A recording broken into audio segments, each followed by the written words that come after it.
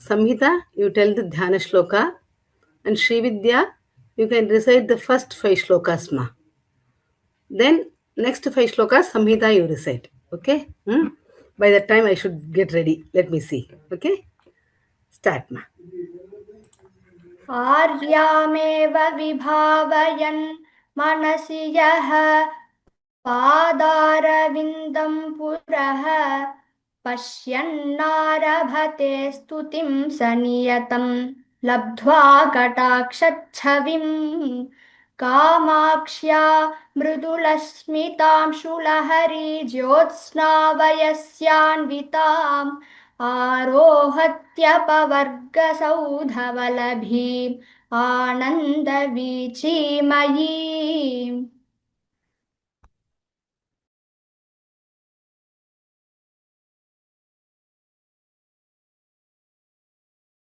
महिम्नः पन्थानं मदनपरिपन्थि प्रणयिनि प्रभुर्निर्णेतुं ते भवति यतमानोऽपि कतमः तथापि श्रीकान्ते विहृतिरसिके कोऽपि मनसः विपाकस्त्वत्पादस्तुतिविधिषु जल्पाकयति माम् गलग्राही पौरन्दर पुरव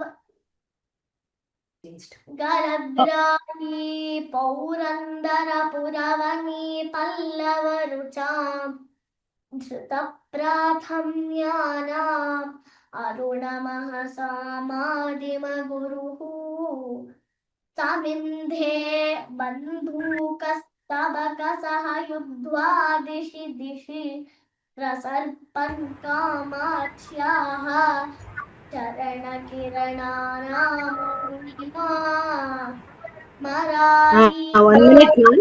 Srividya will recite first 5 shlokas. Okay? So you have to change the slide, Shweta. And next 5 shlokas will be recited by Samhita. Okay? Till 10 shlokas, you keep reciting. By the time it should get. Okay. गलग्राही पौरन्दरपुरवनी पल्लवरुचाम् धृतप्राथम्यानामरुणमहसाम् आदिमगुरु समिन्धे बन्धूकस्तबकसह युद्ध्वा दिशि दिशि प्रसर्पन् कामाक्ष्याः चरणकिरणानामरुणिमा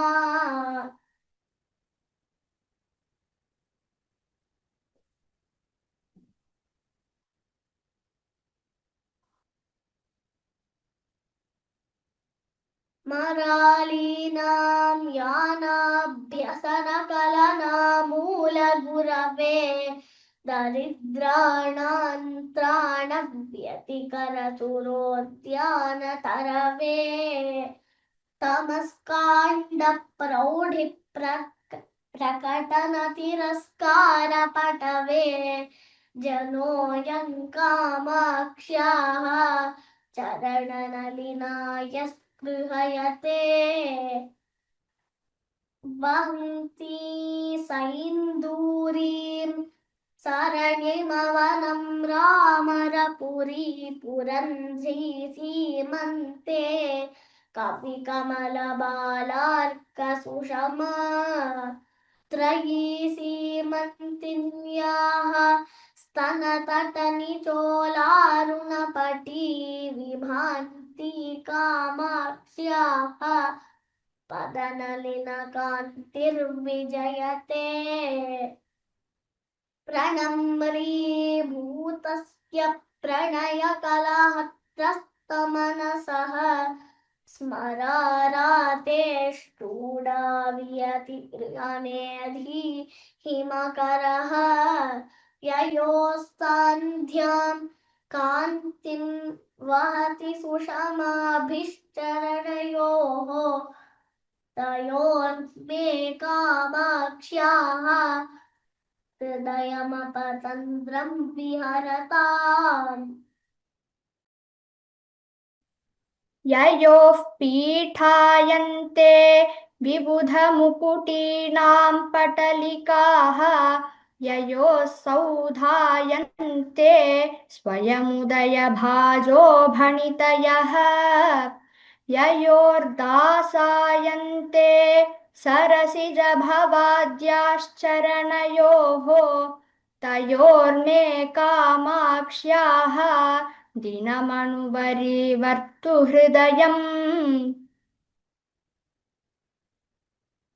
नयन्ति सङ्कोचं सरसिजरुचं दिक्परिसरे सृजन्ति लौहित्यं नखकिरणचन्द्रार्धखचिता कवीन्द्राणां हृत्कैरवविकसनोद्योगजननी स्फुरन्ति कामाक्ष्याः चरणरुचिसन्ध्या विजयते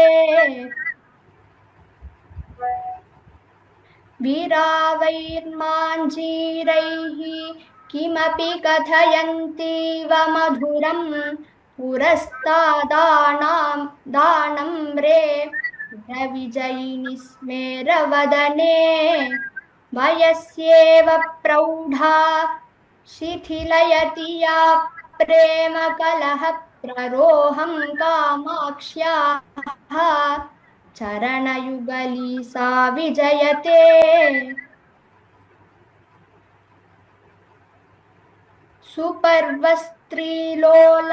सुपर्वस्त्रीलोलालकपरिचितं षट्पदकुलैः स्फुरल्लाक्षारागं तरुणतरणिज्योतितरुणैः भृतं कान्त्यम्भोभिः विसृमरमरन्दैः सरसिजैः विधत्ते Samhita. कामाक्ष्या. Second line, you repeat again. Spural. First, you repeat first. रागं तरुणतरणिज्योतिररुणैः It's not Tarunaihi, it's Arunai. घृतं कान्त्यम्भोभिः विसृमरमरन्दैः सरसिजैः विधत्ते कामाक्ष्याः चरणयुगलं बन्धुपदवीम्. Next, 10. रजः संसर्गोऽपि स्थितमरजसा मेव हृदये. Repeat.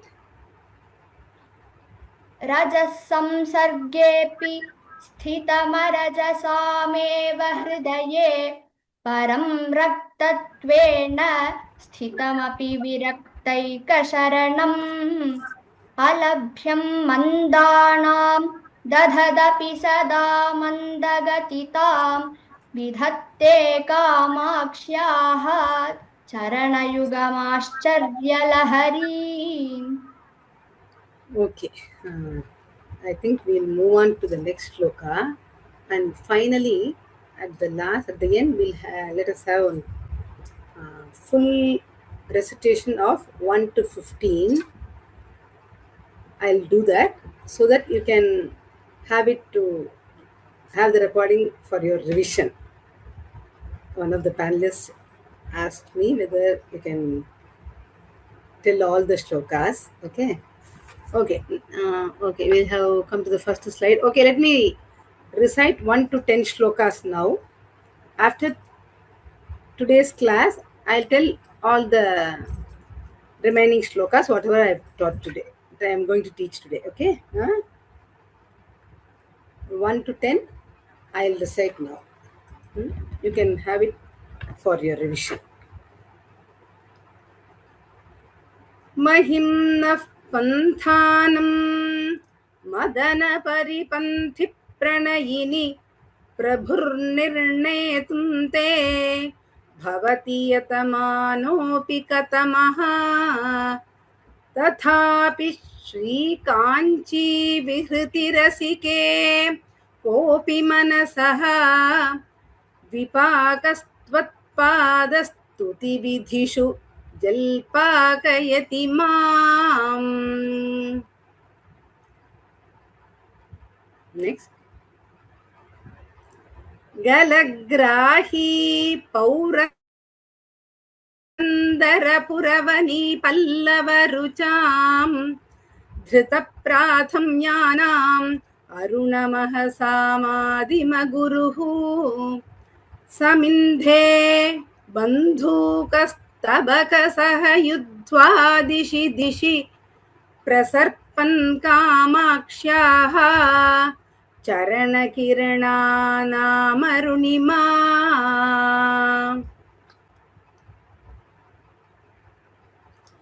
मरालीनां यानाभ्यसनकलनामूलगुरवे दरिद्राणां त्राणव्यतिकर सुरोद्यानतरवे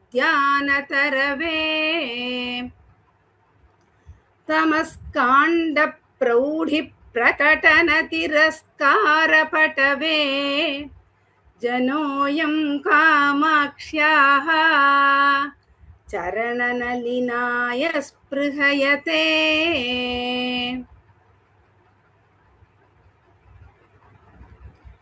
वहन्ती सैन्दूरीं सरणिमवनं रामरपुरी पुरन्ध्री सीमन्ते कविकमलबालार्कसुषमा त्रयी सीमन्तिन्याः स्तनतटनिचोलारुणपटी विभान्ति कामाक्ष्याः पदनलिनकान्तिर्विजयते.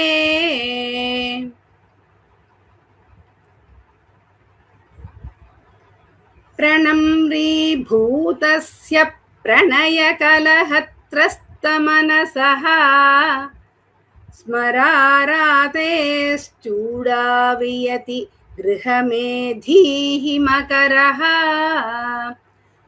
ययोः सान्ध्यां कान्तिं वहति सुषमाभिश्चरणयोः तयोर्मे कामाक्ष्याः हृदयमपतन्द्रं विहरताम्.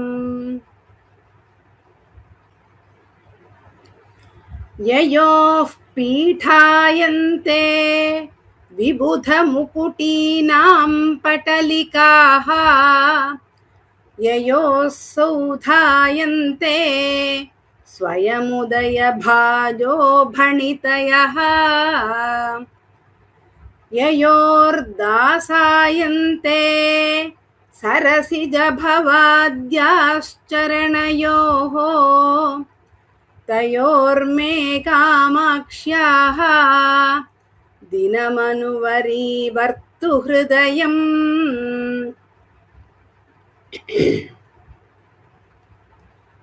नयन्ती संकोचं सरसिजरुचं दिक्परिसरे सृजन्ती लौहित्यं नखकिरणचन्द्रार्धखचिता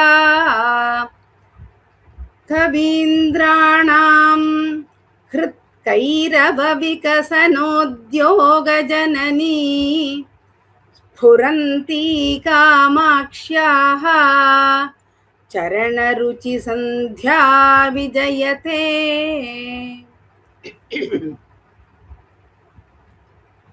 विरावैर्माञ्जीरैः किमपि कथयन्तीव मधुरं पुरस्तादानम्रे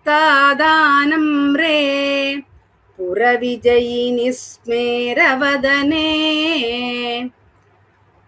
वयस्येव प्रौढा शिथिलयति या प्रेमकलह प्ररोहं कामाक्ष्याः चरणयुगली सा विजयते.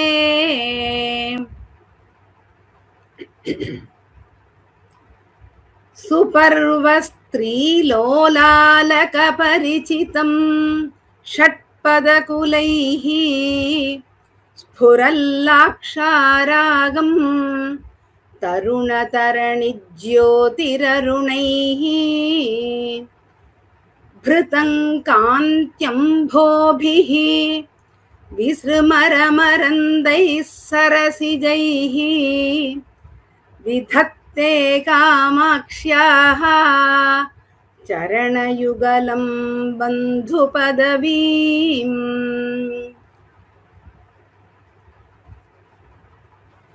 रजः संसर्गेऽपि स्थितमरजसामेव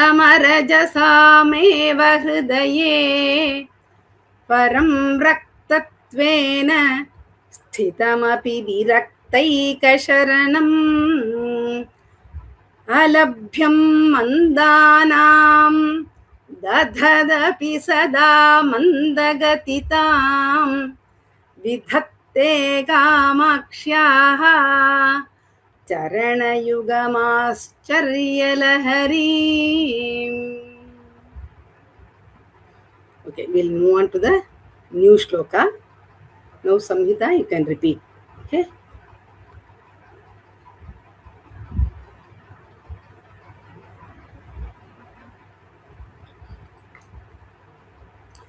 जटाला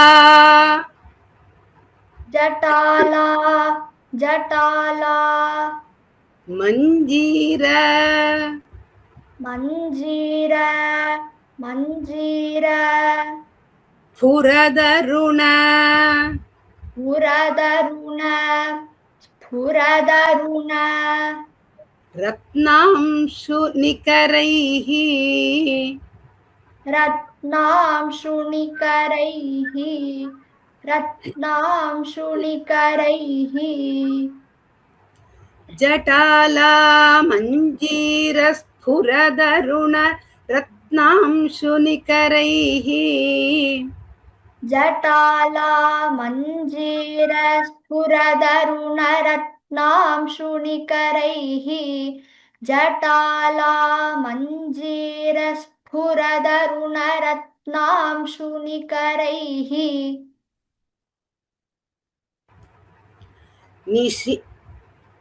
निशीदन्ती मध्ये ना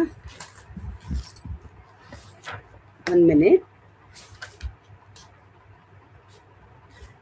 It should be dirgha there. One mistake is there. Okay. Nishidanti निषीदन्ति निषीदन्ति मध्ये मध्ये मध्ये निशीदन्ति मध्ये निषीदन्ति मध्ये निषीदन्ति मध्ये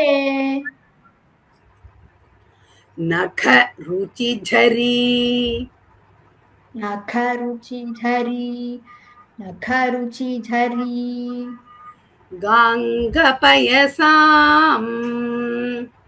गाङ्गपयसां गाङ्गपयसां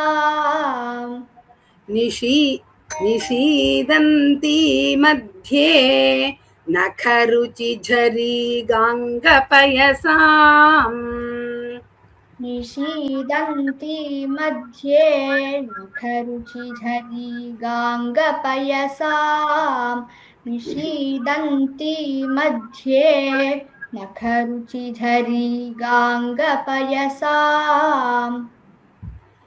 जगत्राणं जगत्राणं जगत्राणं कर्तुं कर्तुं कर्तुं जगत्राणं कर्तुं जगत्राणं कर्तुं जगत्राणं कर्तुं जननि मम जननि मम जननि मम कामाक्षि नियतं कामाक्षि नियतं कामाक्षि नियतं जगत्राणं कर्तुं जननि मम कामाक्षि नियतम् जगत्राणं कर्तुं जननि मम कामाक्षि नियतं जगत्राणं कर्तुं जननि मम कामाक्षि नियतं तपश्चर्याम् तपश्चर्यां धत्ते धत्ते धत्ते तपश्चर्यां धत्ते तपश्चर्यां धत्ते तपश्चर्यां धत्ते तव चरण तव चरण तव चरण पाथोज पाथोज पाथोज युगली युगली युगली तपश्चर्यां धत्ते तव चरणपाथोज युगली तपश्चर्यां धत्ते तव चरणपाथोजयुगली तपश्चर्यां धत्ते तव चरणपाथोजयुगली Okay, Srividya, I think you can recite once. Next, Bharati also same shloka you have to recite. Okay, one of her participants in the last class she asked me to repeat the shlokas few times so that they can grasp it. Okay, so I want two of the panelists to recite the same shloka. Okay, recite the full shloka. जटालामञ्जीरस्फुरदर्न रत्नांशुनिकरैः निशीदन्ती मध्ये नखरुचि छद्रिकाङ्गपयसा जगत्त्राणं कर्तुं जननि मम कामाक्षि नियतं तपश्चर्यां धत्ते तव चरणपाथोजयुगली Good.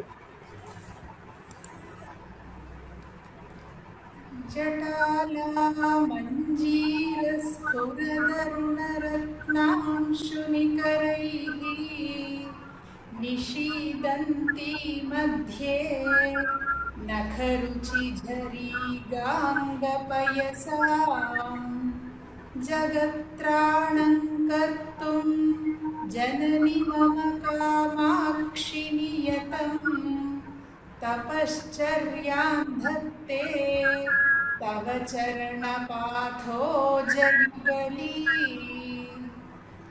Bharati, you can repeat the next shloka, 12th shloka. Next slide.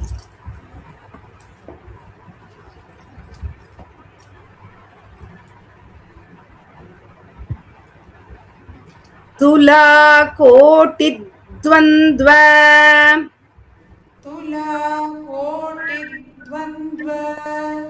तुला कोटिद्वन्द्व क्वणित क्वणित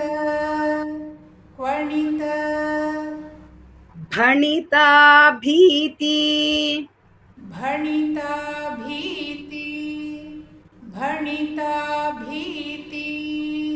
वचसोः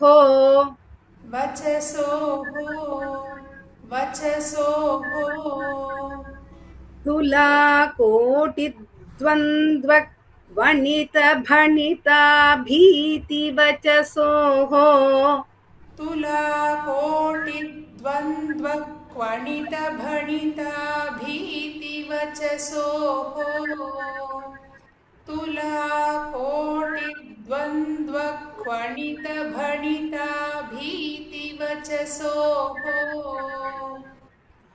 विनम्रम् विनम्रम् कामाक्षी कामाक्षी विनम्रं कामाक्षी विनम्रं कामाक्षी विनम्रं कामाक्षी विसृमरमहः विसृमरमहः विसृमरमहः पाटलितयोः पाटलितयोः पाटलितयोः विसृमरमहः पाटलितयोः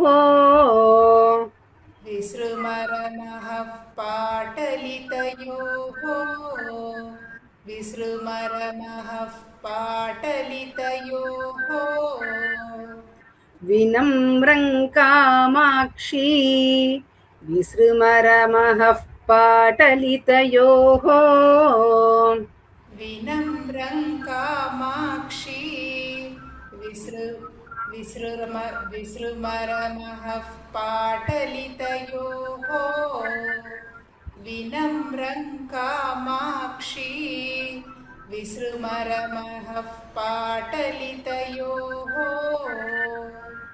क्षणं क्षणं क्षणं विन्यासेन विन्यासेन विन्यासेन क्षणं विन्यासेन क्षणं विन्यासेन क्षणं विन्यासेन क्षपित क्षपित क्षपित क्षपिततमसोः क्षपिततमसोः क्षपिततमसोः मे ललितयोः मे ललितयोः मे ललितयोः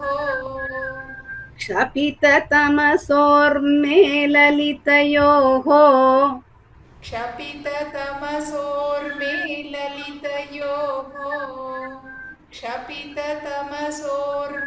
ललितयोः क्षणौ विन्यासेन क्षपिततमसोर्मे ललितयोः क्षणं विन्यासेन क्षपिततमसोर्मे ललितयोः क्षणं विन्यासेन क्षपिततमसोर्मे ललितयोः पुनीयान् पुनीयान् पुनीयान् मूर्धानं मूर्धानं मूर्धानं पुनीयान् मूर्धानं पुनीयान् मूर्धानं पुनीयान् मूर्धानं पुरहर पुरन्ध्री पुरहर पुरन्ध्री पुरहर पुरन्ध्री चरणयोः चरणयोः चरणयोः पुनीयान् मूर्धानं पुरहर पुरन्ध्री चरणयोः पुनीयान् मूर्धानं पुरहर पुरन्ध्री चरणयोः पुनीयान् मूर्धानं पुरहर पुरन्ध्री चरणयोः Okay. Let Mahati recite the full shloka. After that, Sri Vidya, you have to recite the shloka. Okay, start.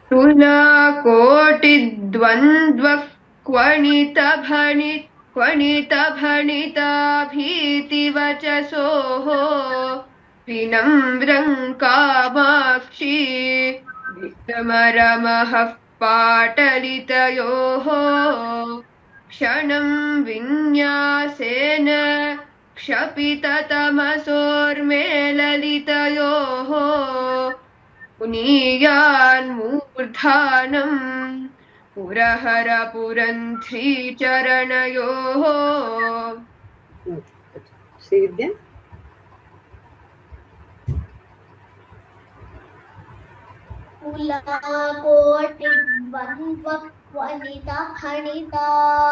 कुलाकोटिद्वन्द्ववनिताखनिताधीतिवचसो मन्त्रं कामाक्षी पाटलितयोः क्षणं विन्यासेन क्षपिततमसोर्मेललितयोः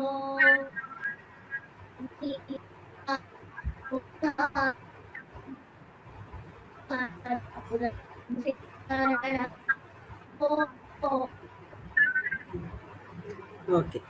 Bharati, are you able to hear Srividya? Not much. What? It's slightly low. Slightly lesser volume. I was Srividya, about to message. you have to come Yes. near the mic, or I don't know. Volume is There very is less. no mic. There is no mic only. Okay. Just Okay. Let us see. Next sloka, you repeat. Okay, Srividya, you repeat. okay. You come near the instrument, whatever laptop or phone, whatever you are using, you come near that. Okay, let us see. Next slide, 13th shloka. Okay. Bhavani Bhavani, Bhavani, Druhyetam etam, druhyetam, Bhavani Druhyetam Bhavani, druhyetam, Bhavani, druhyetam, Bhava Bhava, Bhava, Nibiditebhyaha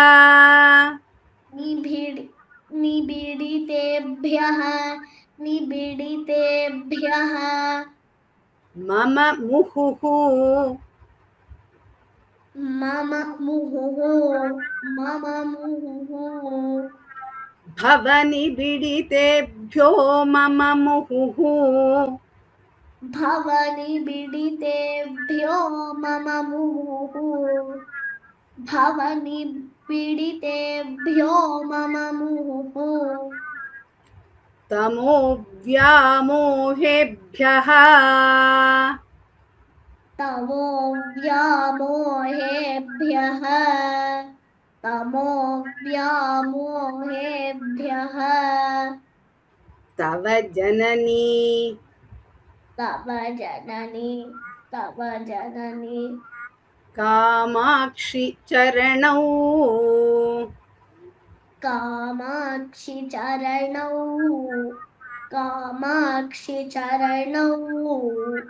तव जननी कामाक्षि चरणौ तव जननी कामाक्षि चरणौ तव जननी कामाक्षि चरणौ ययोः ययोः लाक्षाबिन्दु लाक्षाबिन्दु स्फुरण स्फुरण धरणात् धरणात् धूर्जटि जटा धूर्जटि जटा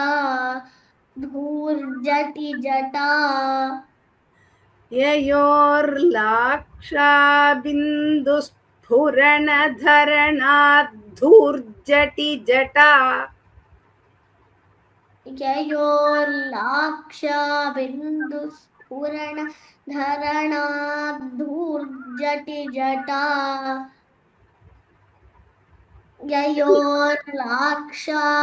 ययोर्लाक्षाबिन्दुस्फुरण धरणाद्धूर्जटि जटा कुटीरा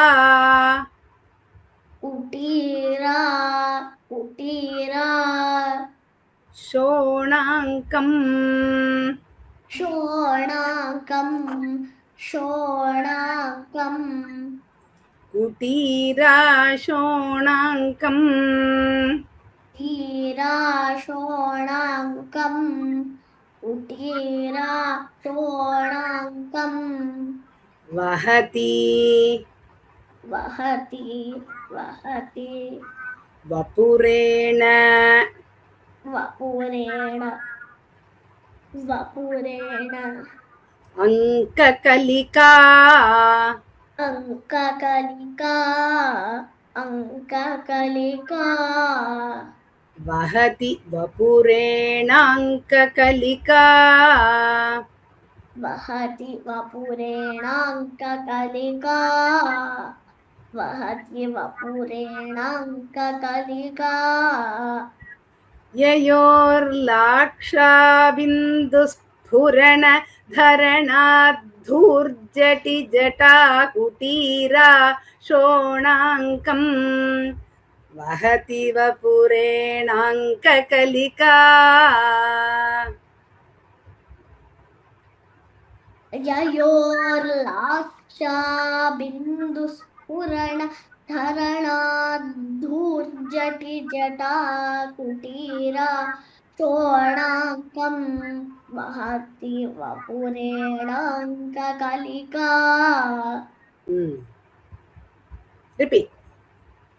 कुटीरा ययोर्लाक्षाबिन्दु स्फुरणधरणाद्धूर्जटि जटा कुटीरा शोणाकं वहति वपुरेणाङ्ककलिका.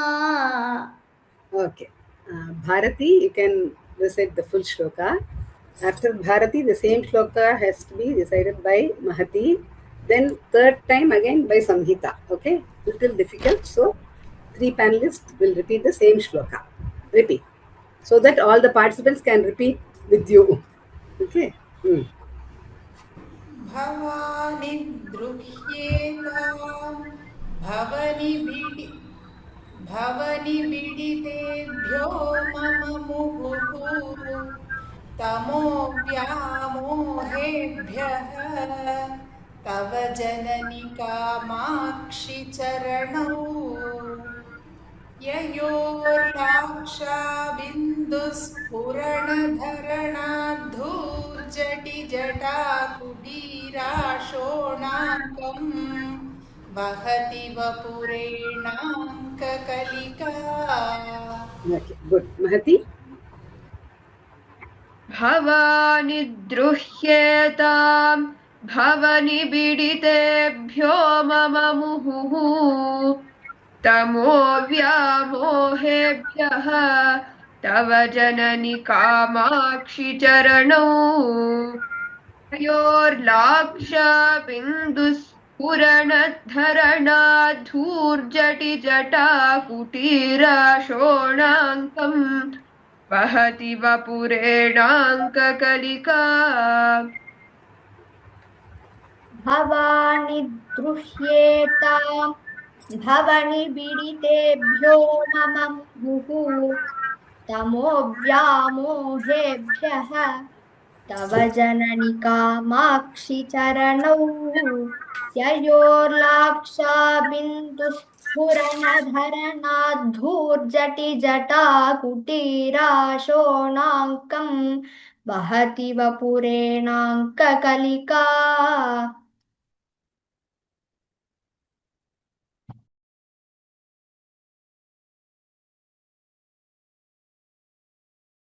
Bhagini, you are in mute, Bhagini.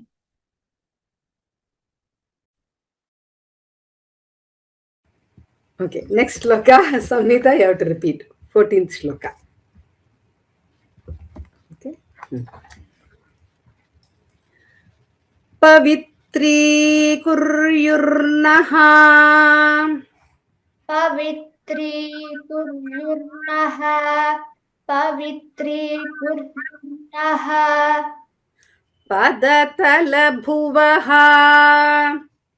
पदतलभुवः पदतलभुवः पाटलरुचः पाटलरुचः पाटलरुचः पवित्रीकुर्युर्नः पदतलभुवः पाटलरुचः पवित्रीकुर्युर्नः पदतलभुवः पाटलरुचः पवित्रीकुर्युर्नः पदतलभुवः पाटलरुचः परागास्ते परागास्ते परागास्ते पापप्रशमन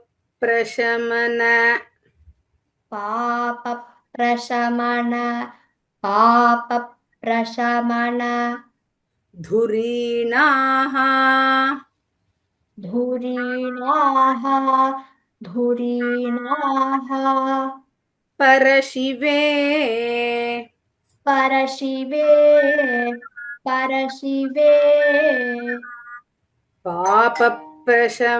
पापप्रशमनधुरीणाः परशिवे पापप्रशमनधुरीणाः परशिवे पापप्रशमनधुरीणाः परशिवे कणं कणं कणं लब्धुं लब्धुं लब्धुं येषां येषां येषां कणो लब्धुं येषां कणौ लब्धुं येषां कणौ लब्धुं येषां निजशिरसि निजशिरसि निजशिरसि Kamakshi Kamakshi Kamakshi विवशाः विवशाः विवशाः निजशिरसि Kamakshi विवशाः निजशिरसि Kamakshi विवशाः निजशिरसि Kamakshi विवशाः Oh, the Patha Beda is there. Niyatam is can also be said. Okay. Kamakshi Vivashaha. Okay. We'll follow the Patha, whatever is on the slide. Okay. But in some other books, you'll have Niyaptam also. We can tell both the things, but we'll follow the slide now. Okay. वलन्तः वलन्तः वलन्तः व्यातन्वन्ति व्यातन्वन्ति व्यातन्वन्ति अहमहमिकाम् अहमहमिकाम् अहमहमिकाम् वासवमुखाः वासवमुखाः वासवमुखाः वलन्तो व्यातन्वन्त्यहमहमिकां वासवमुखाः वलन्तो व्यातन्वन्त्यहमहमिकां वासवमुखाः वलन्तो व्यातन्वन्त्यहमहमिकां वासवमुखाः Okay, good. Sri Vidya, you repeat the shloka. Then Mahati, next time you repeat. Okay. अविद्रीकुर्युर्नः पादतलभुवः पाटलरुचः परागास्ते आपप्रशमनधुरीणा परशिवे धुरीणाः परशिवे. धुरीणाः परशिवे कणं लब्धुं येषा निजशिरसि Kamakshi विवशाः बलन्तो तन्वन्त्यहमहमिकां वासवमुखाः. Okay, repeat the same shloka, Mahati. पवित्रीकुर्युर्वः पदतलभुवः पाटलरुचः परागास्ते पापप्रशमनधुरीणाः परशिवे कणं लब्धुं येषां निजशिरसि Kamakshi विवशाः वलन्तो व्यातन्वन्त्यहमहमिकां वासवमुखाः. Okay, we'll move on to the 15th shloka. Mahati, you can repeat.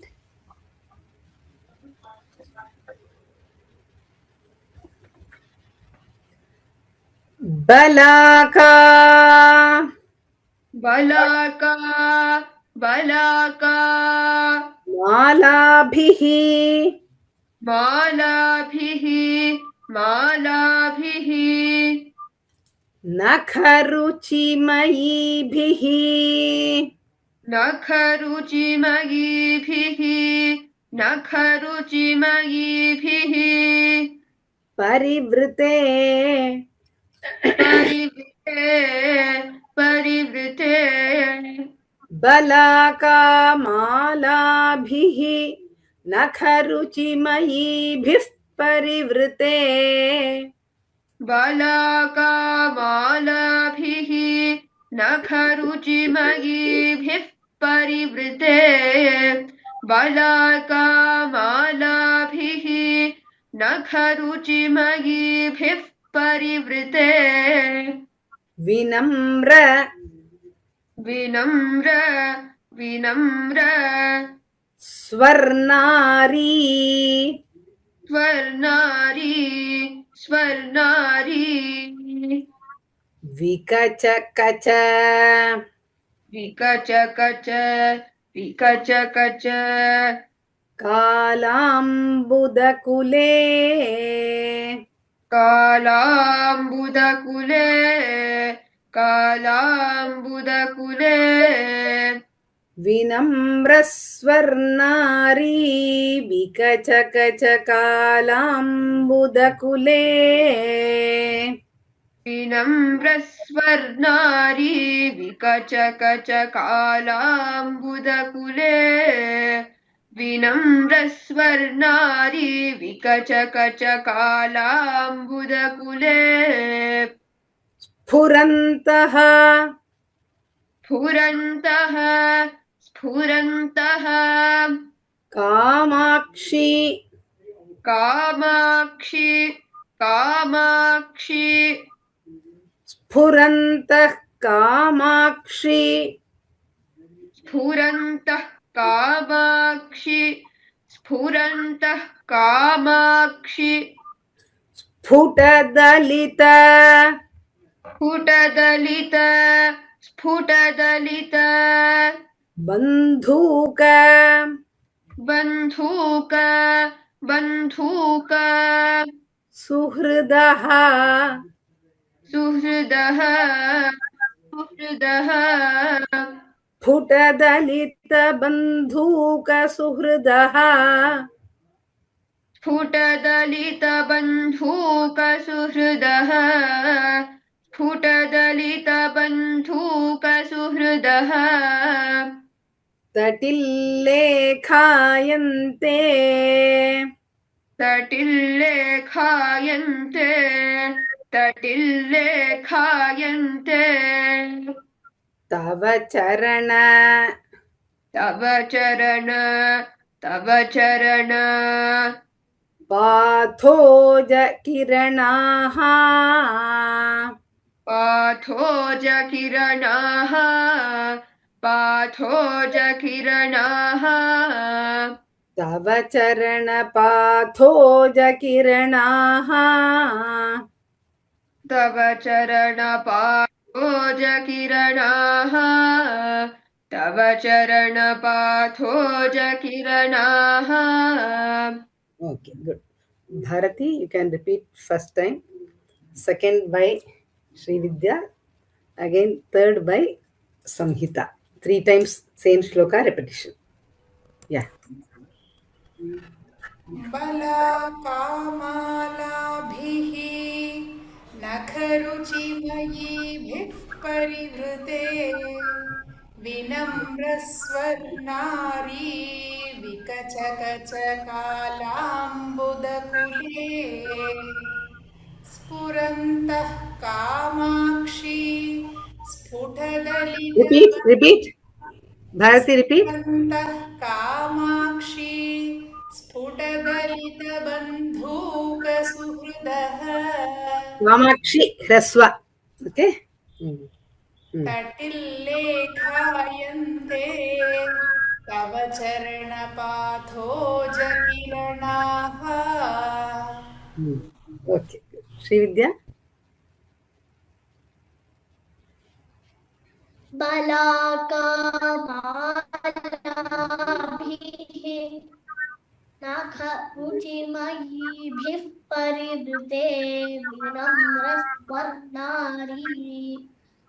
विनम्रस्वर्णारी विकचकचकालाम्बुदकुले स्फुरन्तः Kamakshi स्फुटदलितबन्धूकसुहृदः तटिल्लेखायन्ते तव चरणपाथोजकिरणाः. Okay, good. Samhita, repeat. बलाकामालाभिः नखरुचिमयीभिः परिवृते विनम्रस्वर्णारी विकचकचकालाम्बुदकुले स्फुरन्तः Kamakshi स्फुटदलितबन्धूकसुहृदः तटिल्लेखायन्ते तव चरणपाथोजकिरणाः. Okay, good. Now I'll recite 11 to 15. All the 5 shlokas, whatever I have taught now, once I'll recite so that it would be helpful for the participants to revise. Okay? No ma 11 to. Okay, next slide. You can move on so that I'll recite once and I think we can finish the class after recitation. Okay? Next class, I think it won't be there on first. Is it right, Shweta? Yes, Bhagini. Next class is on March 1st. It won't be there, right? Yes, Bhagini. Yes. Oh, that you'll send the mail also, email for everybody, right? You have sent the message. Bhagini. I will Okay. send the message.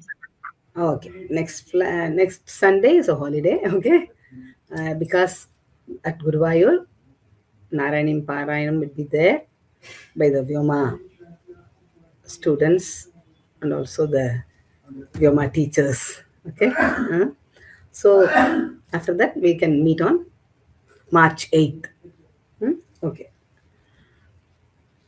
Jatala Manjira Spuradarunaratnam Shunikaraihi Nishidanti Madhye Nakharuchi Jhari Gangapayasam Jagatranam Kartum Janani Mama Kamakshi Niyatam Tapascharyam Dhatte Tava Charana Pathoja Yugali.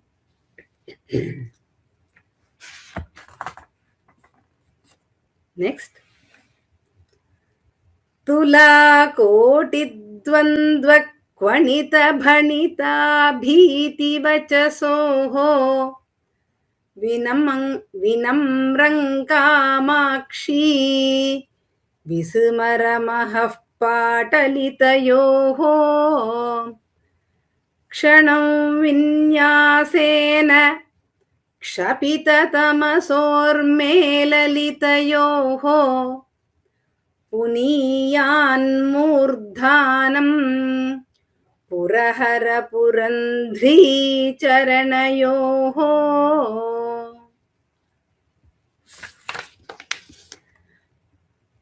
भवानि द्रुह्येताम् भवनिबिडितेभ्यो मम मुहुः तमोव्यामोहेभ्यः तव जननि कामाक्षि चरणौ ययोर्लाक्षाबिन्दुस्फुरणधरणाद्धूर्जटि जटाकुटीरा शोणाङ्कम् वहति वपुरेणाङ्ककलिका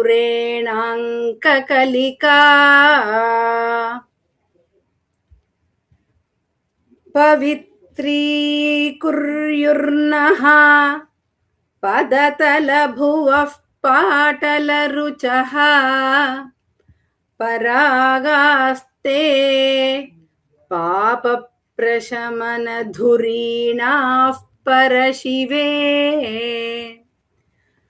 कणौ लब्धुं येषां निजशिरसि कामाक्षि विवशाः वलन्तो व्यातन्वन्त्यहमहमिकां वासवमुखाः बलाकामालाभिः नखरुचिमयीभिः परिवृते विनम्रस्वर्णारी